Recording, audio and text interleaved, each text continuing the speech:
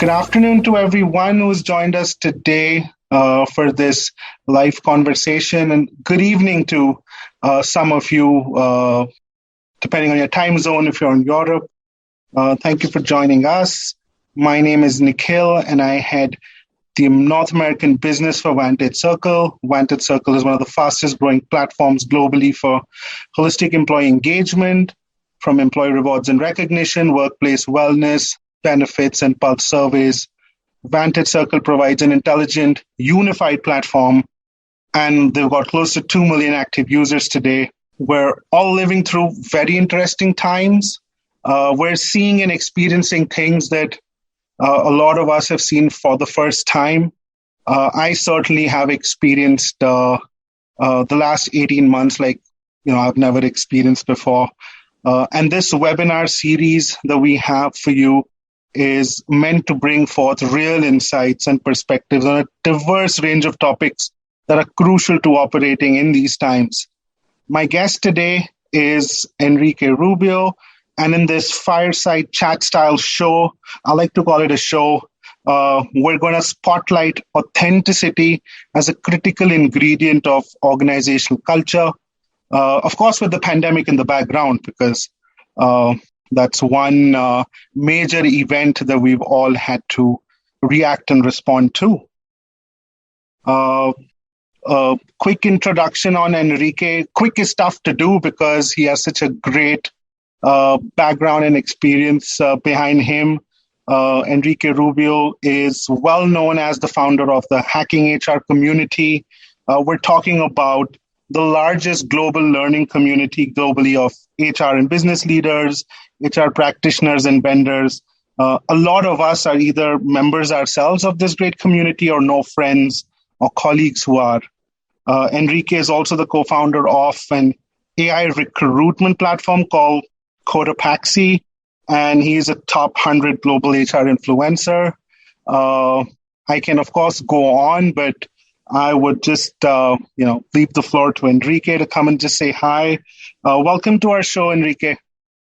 Nikhil, thank you so much for inviting me. I am excited to be here with you and your team and all the wonderful people connecting from, I guess, all over the world. So, let's have a great fireside chat talking about very cool things to, help people get more prepared for the trends and the things that we will be seeing over the next few months and years. Absolutely. Thank you for that, Enrique. Now, you're part of one of the largest communities, this community that you founded, tons and tons of, chapters, if I may call it, in different parts of the world. And obviously the interactions that you've had are far greater than a lot of us. So, when we hear from you, we know we're hearing the voice of, the industry from across different continents. And I would just want to start with actually, let's look at this entire journey before we actually come and talk about authenticity and how it plays a key role in culture. That's really where we're going to arrive. But what changed in the workplace after COVID-19? I'm talking about maybe first 4 to 6 months. What changed and how did it impact the way we work? Yeah, absolutely. Well, once again, thank you so much for inviting me. And over the past 20 months, and we're getting closer to the second year of the pandemic, and it's going to be here for a long time, most likely forever.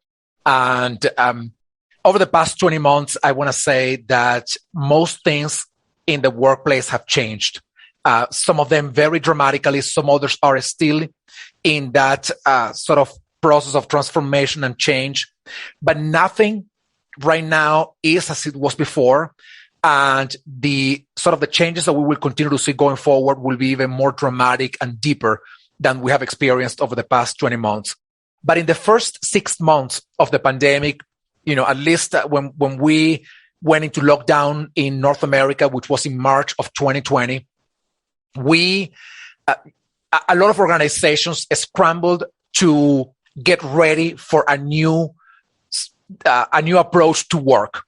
And a lot of organizations were thinking this is going to last a couple of weeks. We're going to be fine after a couple of weeks, so yeah, you guys go work from home or take time off. If you don't have laptops or webcams to do the work from home, just take time off and then you come back in a couple of weeks. Well, a couple of weeks have been already, 20 months. But a lot of organizations struggled significantly at the beginning of the pandemic because not only were they not ready for anything like this, I don't think any organization was ready for anything like this, but the problem was that there were many trends that we had been talking about before the pandemic kicked off. And some of these organizations never believed that any of those trends were going to affect their operation. And I want to give you one very specific example, and that's the most evident example of transformation in the pandemic, which is remote work.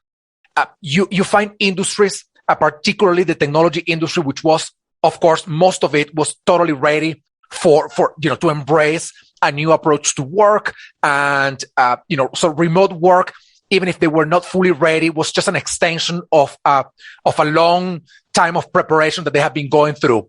But if you look at manufacturing, if you look at the banking industry, if you look at the service industry, a lot of these sectors were not ready at all for anything like they were thrown into at the beginning of the pandemic.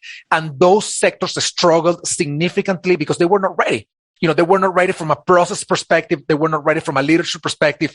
And I'm going to say something that may sound, absurd and because of the size of what it is. But I don't know if you guys, any of you remember, but for those who were going to work from home at the beginning of the pandemic, if you wanted to buy a webcam on Amazon, it was all sold out. Everything was sold out everywhere. Just like toilet paper was sold out in America, webcams, microphones, headsets, laptops, all was sold out because a lot of people were not ready for anything like this and they just ran to get their equipment and whatnot. And that's something simple, but tells you organizations were not ready. To me, the bottom line of those, three, it was pretty quick that it happened. So maybe it happened over the first couple of months of the pandemic. But to me, the bottom line is this. Next year, there will be something else. It may not be the pandemic, but it will be something else. And in 5 years from now, it will be something different. And in 10 years from now, it will be something different. Yeah. To me, the bottom line is that if you have an idea that something may potentially happen to you because the experts that are studying the trends are telling you this may happen in the workplace, try to dedicate some time at least to think about it. And I'm not saying that you have to dedicate a lot of resources, time, or people. Just think about it. If somebody tells you, you know what, Nikhil, remote work will never go back to anything like it was before. People will not go back massively to work from an office. Now, do you want to believe that that's going to happen? You're going to suffer down the road, man. Now, what I'm telling you is look at the other side of the equation and look at the possibilities that this may represent to you, and therefore get ready for that so that you don't get caught off guard when something like COVID, I hope nothing like this happens ever again. But if it did, you are already somewhat ready. So that to me is somewhat the bottom line of what happened during the first 6 months of the pandemic. Oh, that's very interesting. And, especially when you say that, we started as both business communities and individually, we started reacting, to the changes we saw to the pandemic. But at the back of our heads, we didn't know, are we at the beginning? Are we in the middle? Are we at the end of it? Now, this brings me to another question, which is how do you react to such a game-changing situation when you don't know when is the end? So do you start changing policies and practices?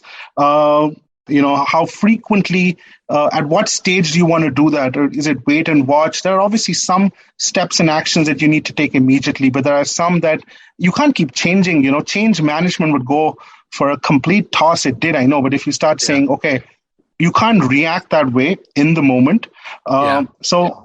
How do you know, or how do you operate? How do you react when you don't know when it's going to end? And just to add to that, I started hearing after eons, I started hearing about business continuity plans and pandemic plans. These are things that maybe after a couple of decades, I heard people talking about it, right? And all of a sudden people are, saying we need to relook at it. right? Why didn't they look at it for the last 20 years? So they were so ancient, they did not cover things like the pandemic. Yeah. Well, let me begin with your last point about the pandemic plans and the continuity plans. In 2015, only 5 years before the pandemic started, President Obama and Bill Gates, both of them said, we are not ready in the world to fight a pandemic. We have to get ready. In 2015, we're not even talking about, the SARS pandemic at the beginning of the 2000s. We're not talking about the 1918 pandemic, the Great Influenza. We're talking about 2015, only 5 years before. And we were not ready because we didn't think that was actually going to happen. And if we thought this may happen, our idea was it may happen to other people, not to us. It's going to happen to other organizations, not to us. And by the way, the same principle of not believing that something will happen is the very reason why so many industries collapse and so many companies collapse. Look at and I want to go back to your other question, by the way, but I'm just, mentioning some examples. Look at the retail brick and mortar sector. In the 1990s, all of these companies were told, hey guys, you should be looking at that thing that people call the internet. We don't know much about what that is, but we think that may create some disruptions in the industry that you are operating. What did these companies say back then? That's just a fad. That's never going to happen to us. People love going to the store. People love buying their toys in the store. Look at what happened with Toys R Us. Look at what happened with Sears and, Macy's and all of these companies that are just going down the drain, the ones that haven't collapsed yet because they didn't believe that this was going to happen. In fact, Nikhil, I had a great privilege, like 7 years ago to interview Steven Sasson, who was the engineer who created the digital camera and in Kodak in the 1975. And I asked him, what happened? How is it that you worked in Kodak? Kodak was the owner of 90% of the market share in the photography sector, one of the most innovative companies in the world. And he didn't believe you. What happened? And they said, well, the cash cow was so powerful that these people didn't believe that anything was going to disrupt that cash cow. Nokia went through the same experience, when they didn't believe in smartphones, and BlackBerry went through the same thing. So it's been an experience of companies not believing that things could happen to them. And that's very, very dangerous. Now, to the question of when does it start? Are we in the middle? Is the pandemic ever going to end? The answer is none of us know. And we have to operate in a new set of circumstances. And this new set of circumstances is not just pandemic focused. It's the way the world works today. The way the world works today is a chaotic place where things change very fast, where disruption is the name of the game. Yeah. And we just have to be ready for that. Now, there's one thing that I always use as a metaphor in this case. If you are building an office building, you will probably put the columns up, you will put the boundaries of that building, but you may not want to be too prescriptive about how the inside of that building is going to look like. You may want to leave that to the offices that will be renting out space. It's the outer framework, essentially, is what we're talking about. It's the framework for them to decide. For them to decide. So what you're saying is you establish some boundaries, which can be your values as an organization, your business outcomes and whatnot, and you have a lot of flexibility in between to operate. And a lot of companies have operated in exactly the opposite way, meaning they have tried to prescribe solutions to every single thing, and look at what happened to them. Absolutely. So, one of the other things we want to do, because we've got participants who are live with us, and we also want to, get them in onto the conversation. So we're going to be putting up a few polls. We want to hear what our attendees, our participants felt about what we're talking about. And then let's look at those responses and see what they have to say. I'm just going to put one poll up for everyone. It should come up now. And if you can see it on your screens. In my view, it's like all of them. And we're still getting answers in, so I'm just going to wait for a few more seconds and then we'll display the answers. So what do you pick, Enrique? I know it's very interesting. I know you want to say all of these, but there's certainly some which obviously were, greater focus areas. Obviously, industry, sector-wise, priorities will be different, different kinds of workforces. But what do you think? I added the establishing a work ecosystem at employee homes or work from home. Yeah. I have this, Nikhil, if you allow me, I have this quote that was said by John Muir, which was one of the greatest environmentalists in America.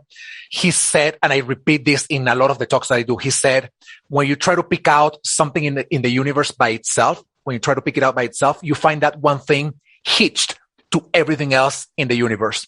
So what he was trying to say is we're all connected. Everything is interconnected. So I love the use of the word ecosystem in that answer, because to me, working from home is not just working from home. It's not just where you work from. It is how leaders lead you, how managers manage processes, how the processes are working, how all of these pieces interconnected together make a successful setup for you to succeed working from home and for the organization to succeed while you work from home. And unfortunately, many organizations don't see it that way. Many organizations think this situation that we're going through right now is a matter only of where people work from. And that's a very wrong approach. And companies that approach it that way, they will have a lot of trouble. They will have a lot of significant challenges down the road.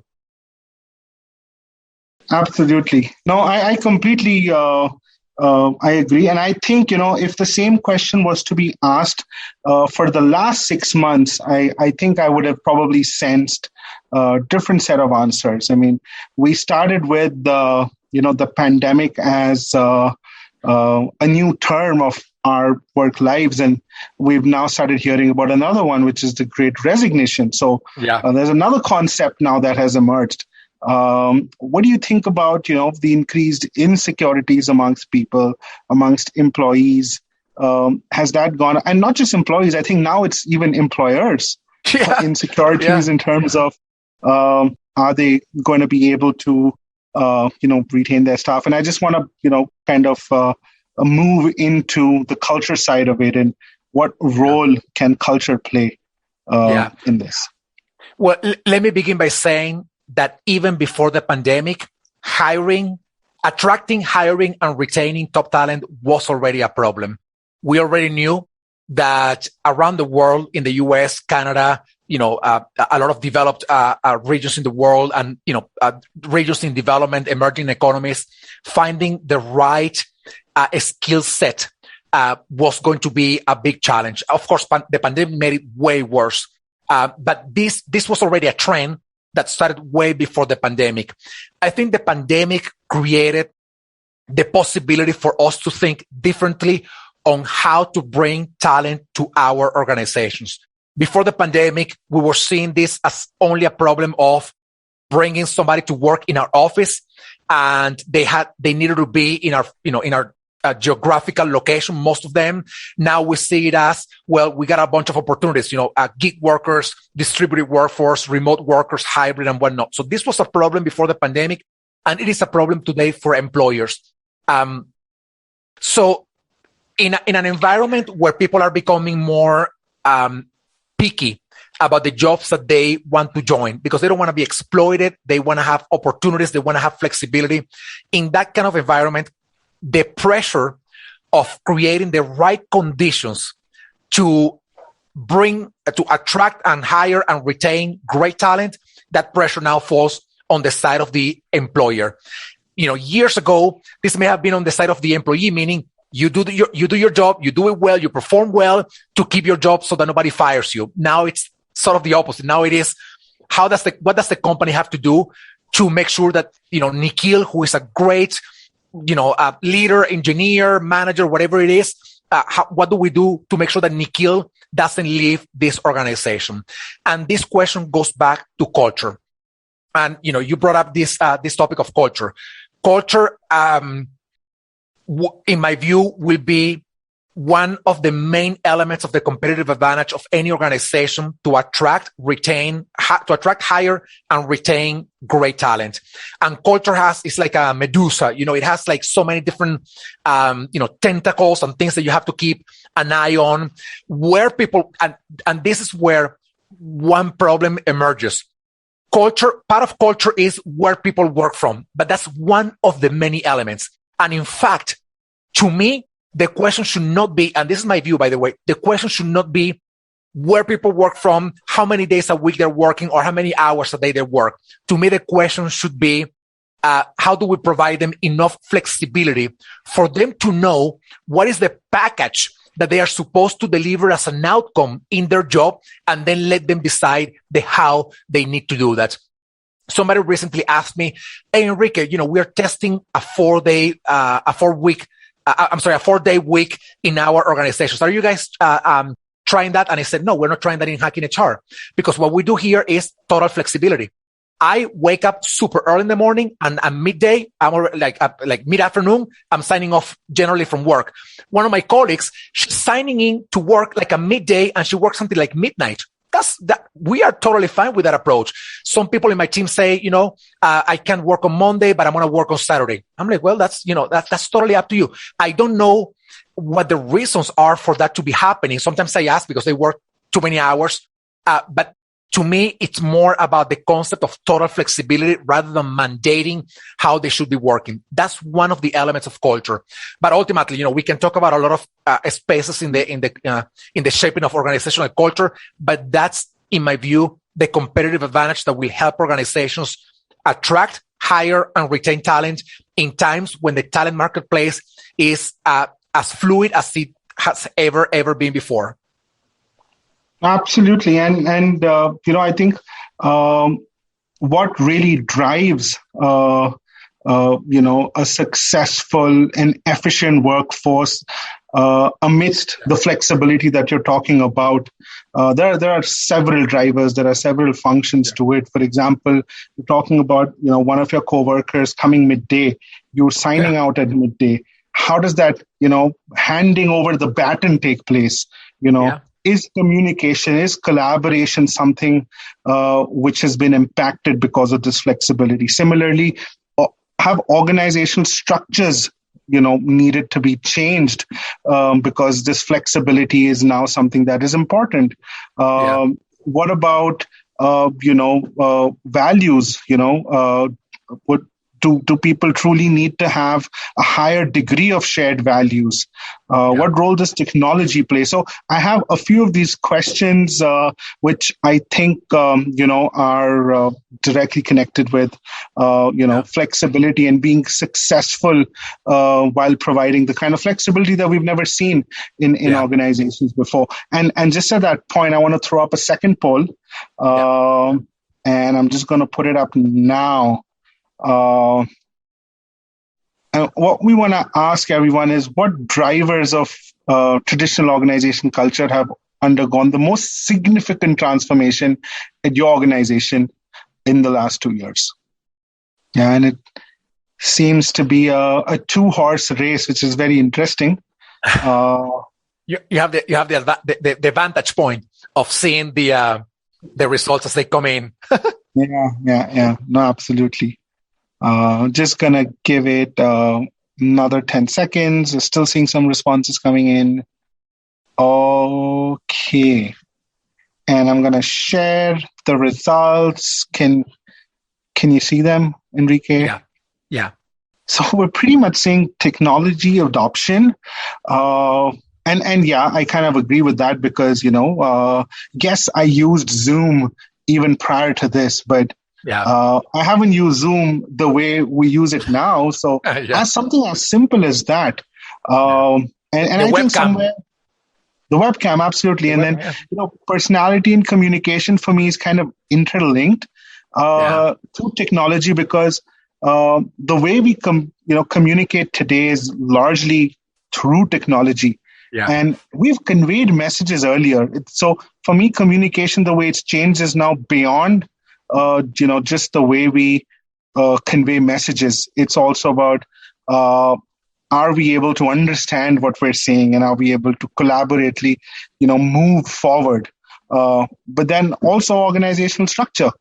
I think that's gone a considerable change. I'm surprised no one has said shared values, because I think that's key for, especially large workforces for everyone to adopt technology, to accept organizational change, right? So I think shared values are important, but this is the voice of the market. Yeah, I respond to organizational structure, but you asked before about shared values and how important they are, and if they continue to be important. I think they have become more important than ever before, but not values as the crappy piece of paper that you print and you have hanging on the walls in your office. I'm talking about the real spoken and unspoken values of the organization that had kept everybody working together and effectively working together in times of deep chaos and disruption like now. Those values have become, in my view, more important, and to me that's part of the columns of the building that I talked about before. That's what's kept the organization grounded on. Okay, guys, we are changing stuff. We're changing policies every couple of months because of the vaccination, yes, or the vaccination, no, or we come back to the office or we work from home, but we're grounded on our values of, still providing the best experience to our employees, providing the best experience to our customers, bringing technology on board, reskilling and upskilling our people, making sure that all decisions that we make are made for the safety and the health and the sustainability and the longevity of the organization. So all of those values have become way more important. And again, now those values are perhaps, implemented, or they are put into practice in different ways in the organization because of the new setup that we have created because of the pandemic. But those values are like they have kept people grounded and the organization grounded. There are some organizations that didn't have a strong connection to the values, and they are suffering too. They are suffering because their people were completely disconnected from whatever was going on with that organization. And there are some other organizations that had their values very clear, and they had a struggle, but because of those values, they were able to withstand the the unstoppable, incessant chaos that COVID threw onto them. So that's why I think shared values is important. But I think organizational structure, in my view, culturally, is one of the elements that has gone the most amount of change over the past 20 months. And I think if organizations are smart, and I'm hoping that they are, not only for their own sake, but for the sake of the people who work for them and for the sake of society, if they are smart, they will even go deeper into better organizational design and better structure and a better design to the way they operate, because that's one of the elements that, in my view, is among the strongest in when it comes to shaping and architecting culture. Technology is just the tool, by the way. It's an important part, but it's the enabler of whatever you have decided to do, right? If you have decided to do something that is crappy, well, technology will make it even worse, more efficient, but it's still crappy. Now, if you have decided to do something that is awesome, then you bring the technology and it will enable you to be even more awesome. But technology, to me, is just the enabler, is the tool, is the amplifier of what happens behind the curtains. And what happens behind the curtains is your cultural elements, including, as I mentioned before, shared values and organizational structure. No, absolutely. And it's the technology is what gets seen, and which is why we're also seeing that as one of the prominent responses, whereas culture is more intangible, it's in the background, but that lays the fundamentals also for what technology you want to use. And there are so many new technologies, and we're from the technology space. We create new technologies, we sell technologies, and we've seen tremendous change in the way we see the market and the opportunities that this has brought. But I want to move away from technology and move back to the culture side of it. And I want to now come into the meat of our conversation, which is we all talk about great organizational cultures, but how do you make organizational cultures authentic? What do you mean by authenticity in parlance with organizational culture, and why is it so important? Yeah, absolutely. Let me ask you, and let me ask you, you don't have to respond, of course, but it's just a rhetorical question, if you will. What makes humans human? What makes humans human? What's intrinsically innate to us that makes us who we are? We like to collaborate with others. Yeah. We are curious. We love to use our imagination. We like to experiment. We go to buy candy, and then we're like, I don't know about that candy, but let me just try to see if I like it, right? Like a dessert or dinner, or a wine, coffee. Those things makes us being our natural selves, right? Being our natural self, we unbounded natural self. And to unbound our natural self, we like to just, if I see you in a coffee shop, I don't want to ask anybody permission to talk to you. I just want to sit on your table and say, hey, I know you from this webinar that you guys were doing the other day. No rules for that to happen. So that's what we do as, naturally as humans. Now, what happens in the workplace? What has happened traditionally in the workplace? If you want to work with another team, you have to ask permission to somebody. Generally, you have to ask permission from somebody. If you want to send a communication from the place to where you're sitting, say that you are in a silo and you are lower, you're not the leader of the silo, you're lower in the silo, and you want to send a communication to the leader of another silo. If you work in a flexible organization, maybe you can do it. But if you work in a more hierarchical, traditional organization, you will have to go to your leader to the other leader, that leader back to your leader, and your leader back to you. Why am I saying this? The way we designed organizations is the opposite to the way humans behave naturally, right? We have to ask permission to collaborate with others. We have to ask permission to communicate with others. If we want to get curious, unless you work in a place that accepts people who are misfits and they like to ask questions, if you start questioning stuff, they will say like, hey, wait a second, this guy Enrique, Nikhil, these guys are rocking our shoes, fire those guys because they were hired to do something, not to be asking questions. If you want to get creative and take risk and experiment, which is natural to humans, oh my gosh, you better wish and pray for no mistakes to happen after your experimentation. Because if you make a mistake, oh my gosh, they're going to, bang your head, with whatever mistake you were making. So the way we designed organizations was exactly the opposite to the way we humans worked naturally. So what is to me a great culture, and especially an authentic culture? It's a culture that allows humans to be humans. It's a culture that allows adults to behave like the adults they are without treating them like if they were not just kids, but kids who don't even understand, the basic commandments or the basic rules of the game. That to me is the definition of authentic culture. And it's a pretty basic question. I'm going to ask the question to everybody here. It's a pretty basic question. Do you work in a workplace that is preventing you from being who you would be if you weren't working in that workplace? If you were just outside, walking around, sitting in a coffee shop, hanging out with friends? If the answer is yes, this workplace is preventing me from being what human means, then something is going on in that organization.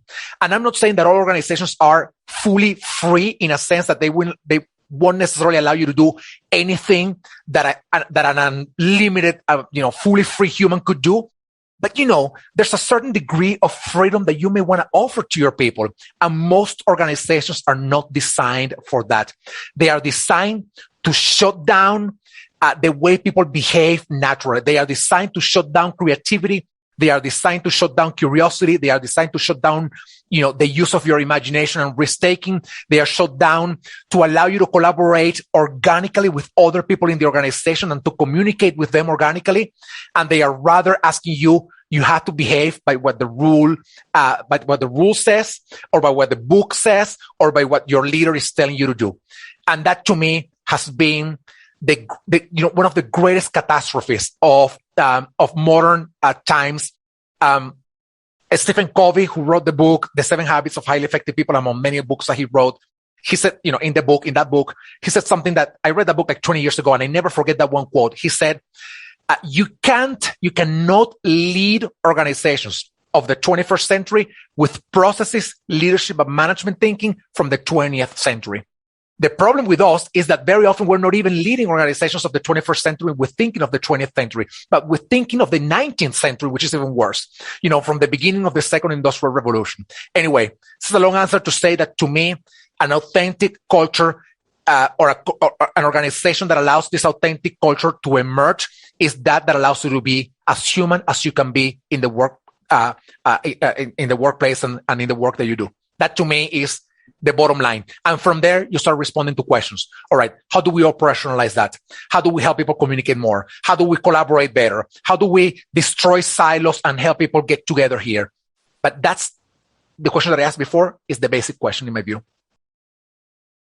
No, absolutely. I think, this is so well articulated that, organizations are designed, completely opposite to how humans are wired. Yeah. So, we're actually coming back now and saying that, the org structure or the org design is what really is from where this actually starts. But to have the right org culture, it needs to be backed by the right philosophy, the right culture. Yeah. And it again comes back to culture. So I think, great the way we've been able to articulate what authenticity really is. But have you, come across organizations that have truly tried to do this and, maybe bring that characteristic out? And what are some of the challenges they've faced? Yeah, I have. They are not fully there yet because, humans are difficult. And, the more humans you have around you in an organization, the more complex, creating this kind of culture is. But to me, one of the best examples of this, and it's not perfect, by the way, but it's one of the greatest examples is Netflix. Netflix has a culture that revolves around two elements, full freedom and full accountability. Those are the two things that guide everything that you do in that organization. Nikhil, do you want to work in a certain time? That's okay, but you're accountable to deliver your outcomes. You want to make a decision that involves an investment from our company, then you got to think with accountability. You got to think the implications of making that decision. That to me is, in my view, one of the greatest companies that have tried to live by these values. There are many others. That's one of the most recent examples that I can mention because about a year ago, I read the book, No Rules by Reed Hastings and Erin Meyer, which is the book about culture from Netflix. And it was fascinating. It's fascinating the way they, tackle all of these challenges. Again, not perfect, but they are on the way to, continue to evolve in this direction. It's difficult, because it requires intentional, effort. It requires discipline. It requires leadership. It requires commitment. It's not just something that you can put on a wall and leave it up there thinking people will live by those values. You gotta, be hammering and hustling and grinding the culture, in this sense all the time. I want to go back to something that you mentioned before, in the light of our conversation of authenticity and culture, this concept of purpose. We talked, purpose is intimately associated with authenticity at work because you want people, if they are in an authentic workplace, that's a place that allows them to explore the pathways to achieve their own purpose through the work that they do. Now, this concept of purpose, I don't know if you remember, like about 3 years ago, the Business Roundtable, the largest companies in the world sitting down and saying, oh yeah, purpose is important. My goodness, man. This concept of purpose has been around for 70 years or more in the parallel sort of dark side of management, the traditional side of management, like the Frederick Taylor kind of thing, that's the traditional thing. The dark side of that, which actually is the bright side of it, but people consider it like like heresy. It's like this thing of purpose. What are you talking about? People come to work to get paid and that's it. That's all they do. And now we're finding out that that's not true. And we have the science to back it up. So a lot of these things have been around authentic culture's purpose. The challenges around this, there's classic thinking and classic writings about these things from decades ago. Now, the technology of modern times, has allowed us to add the science behind it. So now we have a perfect formula. We have the theory, we have the science, we have some successful cases that have been both successful and have failed. We have the entire recipe. we just gotta make it happen. We just gotta make it happen. And I see so many organizations are still so reluctant to making it happen. Yeah, and I think what organizations and leaders at the top, what they need to do is overcome those fears first themselves. Yeah. And this also brings me to why, while culture, when we talk about culture, we talk about people and culture together, because obviously culture is what drives people. It is linked to people, and it becomes, it's a functional area within HR. But is it only an HR problem? Right. And this is something that we've spoken about. So much has been written about. And I think that also needs to be understood, that just like technology is a facilitator or an enabler for transformation, I think HR is also an enabler. So they got to set the boundaries. They've got to create the frameworks. But within the sphere of those frameworks, I think there's a large play for, non-HR, departments as well, for leaders to come and, basically help proliferate the right culture. I want to throw up our third poll for today. What this will also do is, we've spoken about authenticity. We've defined it. I think we've articulated it in a wonderful way. But what does that mean for everyone else? And what does that mean in terms of, from an initiatives perspective, what kind of initiatives would they like to see or they plan to conduct in 2022? Something that can enhance the authenticity of their own culture. Right? I'm going to put this question up, and let's see what everyone has to say. It should be up now. Which of the following initiatives can best enhance the authenticity of your company culture in 2022? And we're very close to that. So a lot of you might be talking about this, budgeting for some of these initiatives. And of course, I have the unfair ability to see what's happening, but I'll let all the responses come in. It's almost like middle of the day. Elon Musk sells a bunch of his shares. The price is going down, but that doesn't mean it's going to stay that way. It ends up higher once again. So I'm going to wait for it to complete. I will give it another 10 seconds. So it's pretty much. I'm glad that I'm not in the show like, who wants to be a millionaire, because otherwise the answers of the audience would confuse me more than anything else, I guess.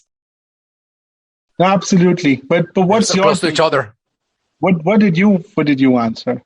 I said all of them are important, but in terms of priority, what would you pick up in 2022, and what are you hearing from the entire hacking HR community?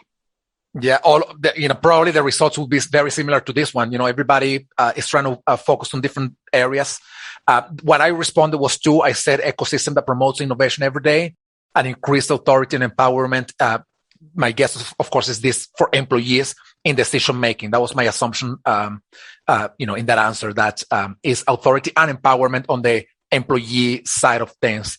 That's what those are the two answers that I think. I think rewards and recognition within the flow of work. I think that's powerful. Evidently, it's definitely one of the elements. Camaraderie, driven collaboration, absolutely. To me, the first two were the top for me. Oh, fantastic. And I think innovation, I want to just pick that one out because for me, that stands out. And I think all of the others actually roll up into this, because how do you create an ecosystem that promotes innovation every day? First and foremost, right? Innovation is important, as if you look at it, we've encountered a crisis that we have never encountered before. We're saying it could happen again. Something happens every 2 or 3 years, right? Yeah. What do you need to get out of this? Obviously, you need to think differently, and that's what innovation is. But how do you create an ecosystem that promotes innovation every day, and that every day is important? You can't force it.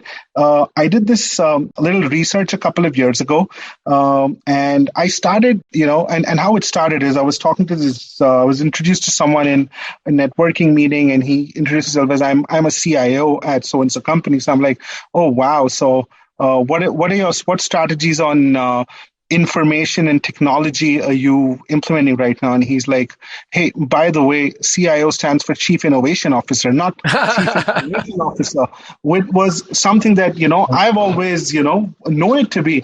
And I'm like, that's interesting. And the same evening I came back, I went on to LinkedIn and I searched how many people are there in my network, first and second connections, who have the title of Chief Innovation Officer. I got some number and I selected like the major, the two major cities of Canada on the East Coast, on the West Coast, and maybe about 3 or 4 each in the US on the East Coast and the West Coast. And then I said, let me add one more title to this. I added Innovation Director. Can you guess how many numbers popped up? 5,000, 10,000? Yeah. Hope you didn't drop the coffee. No. I didn't drop the coffee. I needed to plug in my charger. But yeah, so the answer is I found 28,000 people. Wow.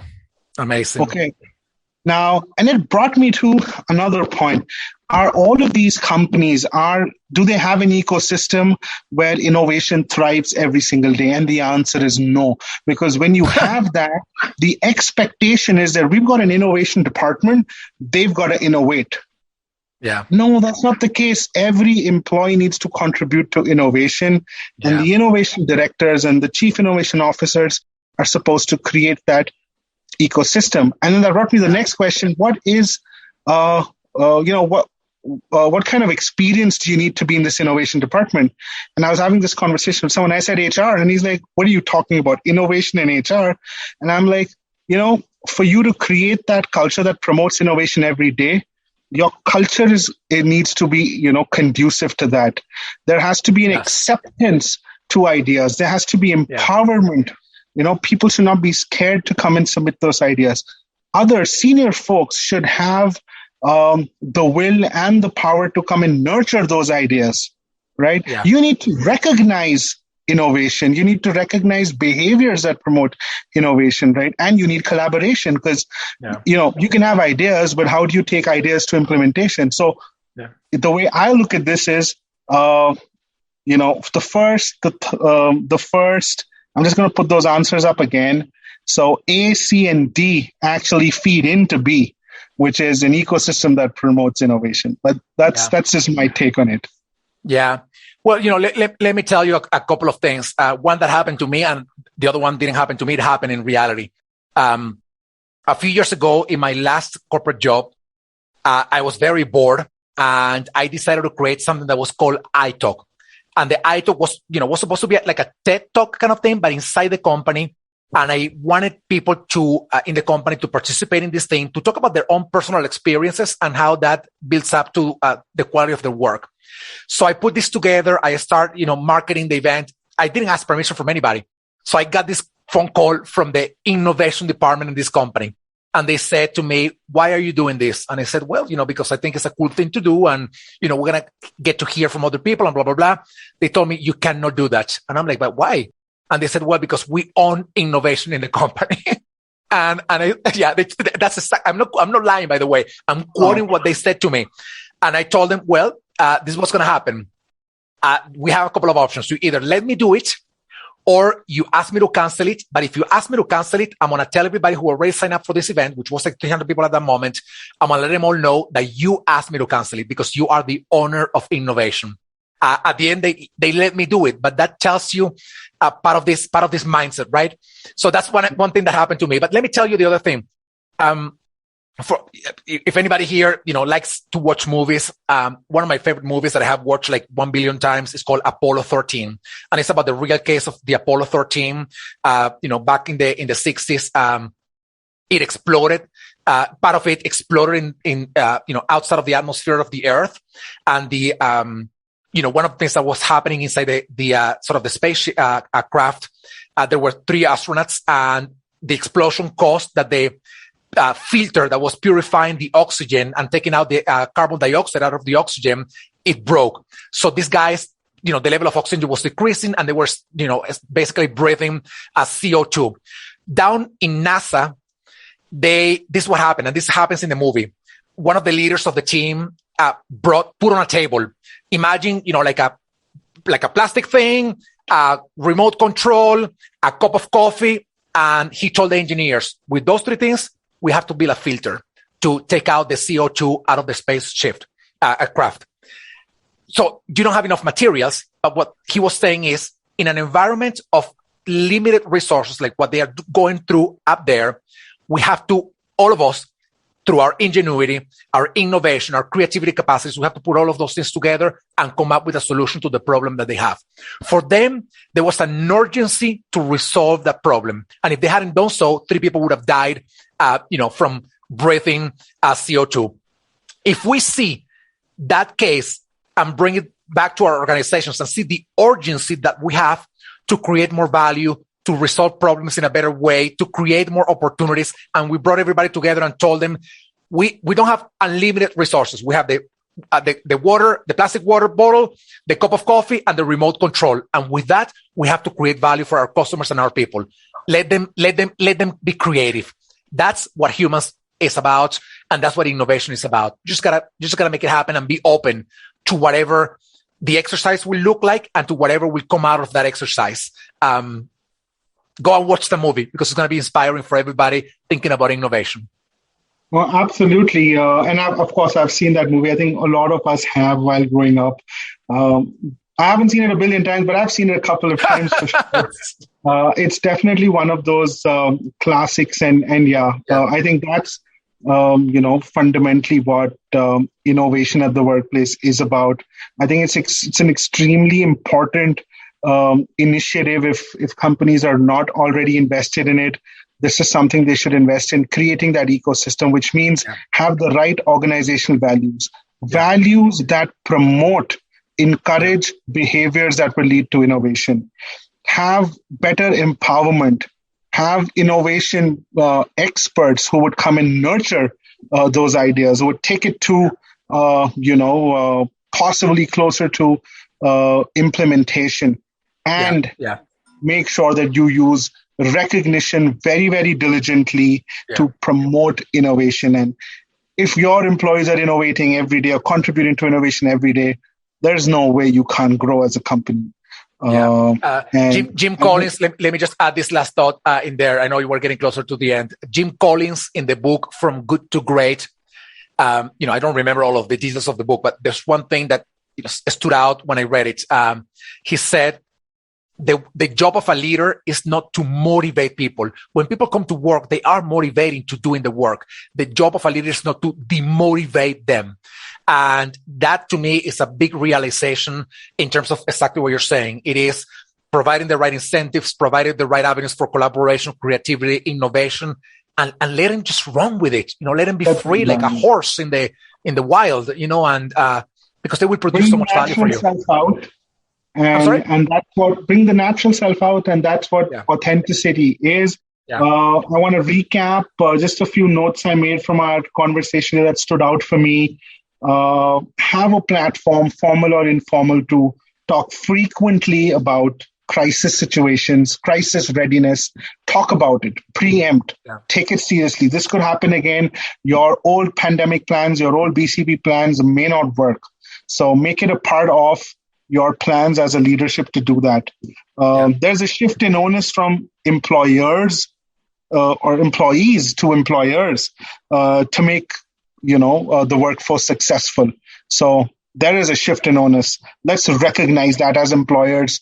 Even when it comes to learning and being ready for the next level, you've got to make more effort now. The Great Resignation is a reality. It's here to stay.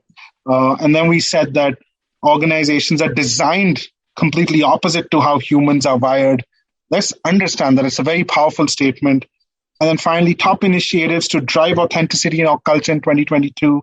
Top 3 are ecosystem for innovation, empowerment in decision-making, and have a culture of recognition.